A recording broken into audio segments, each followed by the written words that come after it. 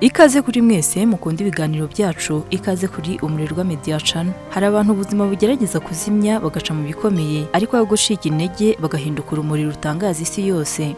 Nyuma y'inkuru ya Albert Ofonso Nketia yakoze ku mitima ya benshi, uyu munsi tugiye kubagizaho indi nkuru itangaje cyane.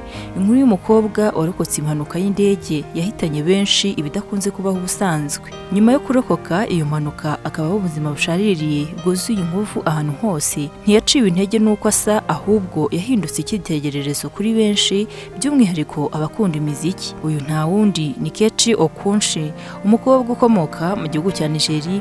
Niba ukunda inkuru z'ubuzima, inkuru z'abatsinze ibigeragezo, n'inkuru zituma ubona ko hari icyizere no mu bihe bikomeye, kora subscribe kuri wowe utarayikora, kuko aha niho muzajya musanga inkuru nk'izi mukwiriye kumenya. Hari abantu ubuzima bugerageza gusenya burundu, ariko aho kubatsinda ukabubakiraho amateka atazibagirana. Hari mu mwaka wa 2005 ubwo umukobwa muto wari ufite imyaka 16 y'amavuko ukomoka muri Nigeria witwa Kechi Okunshi, wari ufite inzozi nk'iz'abandi banyeshuri bose. Yari umunyeshuri wishimye, ukunda ubuzima kandi ufite ejo hazaza heza, ariko ku itariki 10 Ukuboza 2005 ibintu byose byaje guhinduka. Indege ya Soriso Airlines yari itwaye Kechi hamwe n'abandi banyeshuri 59 biganaga ku ishuri rya Royal Jesuit College, ishuri ryisumbuye ry'abakatolika riherereye i Abuja muri Nigeria, ndetse n'abagenzi benshi. Yakoze impanuka ikomeye cyane hafi y'umujyi wa Port Harcourt muri Nigeria.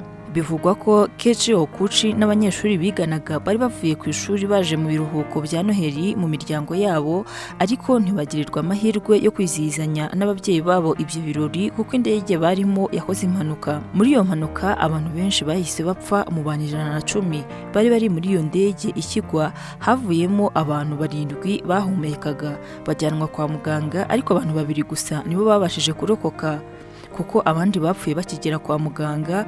Umwe muri bo rero akaba ari Kechi, ari nawe tugiye kuvugaho. Gusa nubwo yarokotse, ubuzima bwe bwari bwarahindutse burundu kubera umubiri we wari wahiye ku kigero kirenga 65%, kuko byageze kuri kushe ya 3, aho bitari byoroheye umuryango we ndetse nawe ubwe, kuko yabazwe inshuro nyinshi cyane zigera mu 100. Amarira menshi, ububabare bwinshi, ndetse hari n'igihe abantu batekerezaga ko atazongera kubaho nk'umuntu usanzwe igihe yabaho, kuko abantu bamuhaga amahirwe ya 30% yo kubaho. Tekereza kubyuka buri munsi ubabara, tekereza kubyuka buri munsi wireba mu ndorerwamo ukabona isura yawe yarahindutse ku buryo bukabije. Tekereza kongera kwiga kubaho bundi bushya, ukaba mu isi wigeze kuba muri muzima, ariko ukayibamo mu isura idashamaje, uretse n'abakuzengurutse nawe ubwawe utikunda. Gusa uyu mwana w'umukobwa yanze gutsindwa n'ubuzima, ahubwo akomeza kurwana mu bihe bitari bimworoheye. Mu gihe abantu benshi bari barimo kumva ko ubuzima bwe burangiye, we yatangiye kongera kubaka icyizere cye gahoro gahoro. Yize gukunda ubuzima bwe bushya, yiga kwemera uko asa, kandi atangira gukoresha impano ye yari afite yo kuririmba. Dusubiye inyuma gato, nyuma y'impanuka y'indege ya Soriso Airline, Kechi Okunshi yajyanwe muri Leta Zunze Ubumwe za Amerika kugira ngo avurwe byisumbuyeho kubera ubushye bukabije yari afite ku mubiri. Yavuriwe mu bitaro byo muri Texas byitwa Shriners Hospital for Children, aho yabazwe inshuro nyinshi kandi akamara imyaka myinshi ari mu nzira yo gukira. Nyuma yo gukira gahoro gahoro, Kechi yahisemo kuguma muri Amerika, ari naho yakomereje amashuri ye atitaye uko yasaga, maze aza no kurangiza kaminuza muri University of St. Thomas, aho ngo yari umuhanga cyane ku buryo yabonye amanota yo mu cyiciro cya mbere cyangwa first class degree. Nyuma yaho yaje gutangira kumenyekana cyane kubera kuririmba no gutanga ubutumwa bwo kudacika intege, cyane cyane yibanda ku bakobwa, ababwira ko bagomba kwimenya, kwikunda no kwigirira icyizere uko byagenda kose. Mu mwaka wa 2019 yagaragaye muri America's Got Talent, ibyatumye inkuru ye isakara nanone ku isi hose, aho umukemurampaka Simon Cowell yamuhaye Golden Buzzer ihita imugeza mu cyiciro cya nyuma cy'irushanwa. Gusa ariko ntiyabashije kujya muri 5 ba mbere batsinze. Kechi kandi yakoreye ibitaramo n'ibiganiro mu bikorwa bitandukanye birimo imikino n'indi minsi mikuru muri Leta Zunze Ubumwe za Amerika, Korea y'Epfo ndetse na Nigeria. Mu mwaka wa 2019 kandi yatoranijwe nk'umushyitsi mukuru mu birori bya Utah's 80th Annual Women of Worth, byahaga icyubahiro abagore bagize uruhare rukomeye mu guhindura ubuzima bw'abandi. Kugeza uyu munsi, uyu mukobwa ufite inkomoko mu gihugu cya Nigeria aracyaba muri Amerika, kandi akomeza gukora ibikorwa byo gutera abantu imbaraga binyuze mu nkuru y'ubuzima bwe, kuko akunda kuyiganiraho cyane. Nyuma y'imyaka myinshi y'ububabare no kwiyubaka, Keshi yaje kuba icyamamare aho yamenyekanye cyane yitabiriye irushanwa rya America's Got Talent nk'uko twabivuze, aho yatunguye isi yose mu ijwi ryiza cyane. Abantu babonye umukobwa utari ufite gusa ijwi ryiza ahubwo ufite n'inkuru ikomeye cyane inyuma y'iryo jwi. Ni umuririmbyi icyo gihe wazamuye amarangamutima ya buri umwe wese wari witabiriye amarushanwa ya America's Got Talent, harimo n'abakemurampaka, kuko igihe yaririmbaga abantu benshi barariraga. Ntibarizwaga n'ijwi rye gusa ahubwo barizwaga n'ubutumwa bwari bugize ubuzima bwe. Keshi yabwiye isi ko umuntu ashobora kunyura mu muriro ariko we ntazime.